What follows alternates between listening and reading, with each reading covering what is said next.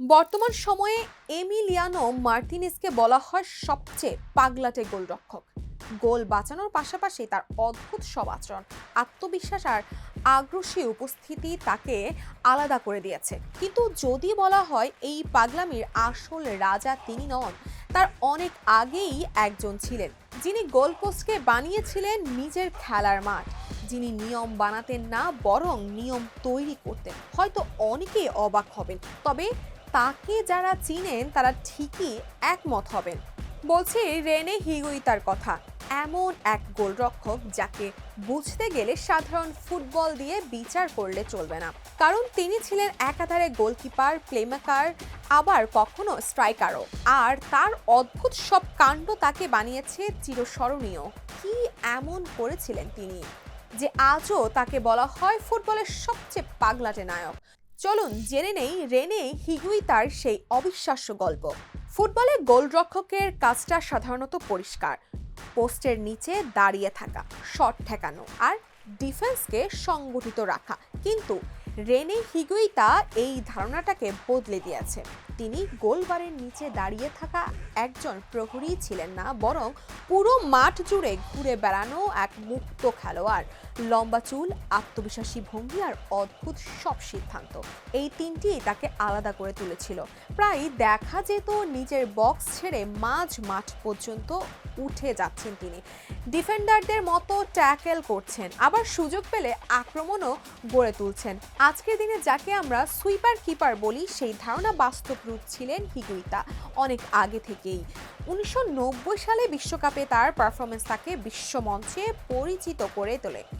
কলম্বিয়াকে নিয়ে যান শেষ 16 পর্যন্ত।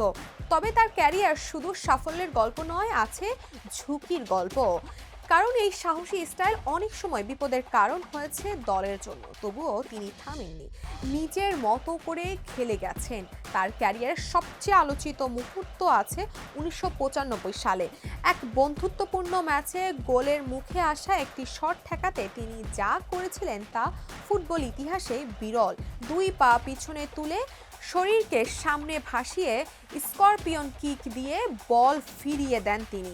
সেই মুহূর্তটা আজও ফুটবল ইতিহাসের সবচেয়ে অবিশ্বাস্য সেভগুলোর একটি হিসাবে ধরা হয়। এটা শুধু একটা সেভ ছিল না, এটা ছিল এক ধরনের বার্তা যে ফুটবল শুধু নিয়মে আটকে থাকার খেলা নয়।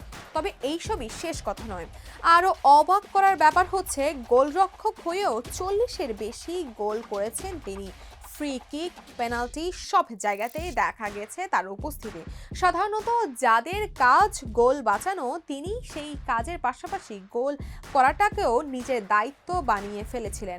যদিও মাঠের বাইরেও নানা বিতর্কে জড়িয়েছিলেন, নিষিদ্ধও হয়েছেন, সমালোচিতও হয়েছেন তিনি, কিন্তু তাতে তার পরিচয় বদলায়নি। তিনি ছিলেন এবং আছেন এক ব্যতিক্রম।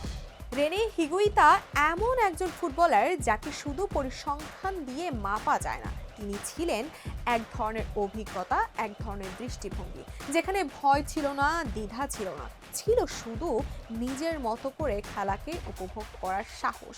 আজ যখন এমি মার্তিনেজকে পাগলাটে বলা হয়, তখন ইতিহাস মনে করিয়ে দেয় এই পথটা আগে থেকেই তৈরি করে গেছেন আরেকজন, যিনি গোলপোস্টের সীমা ভেঙে পুরো মাঠকে নিজের করে নিয়েছেন। আর সেই কারণেই রেনে হিগুইতা শুধু একজন গোলরক্ষকই নয়, তিনি ফুটবলের এক জীবন্ত অধ্যায়। পরবর্তী আপডেট জানতে ফলো দিয়ে সাথেই থাকুন।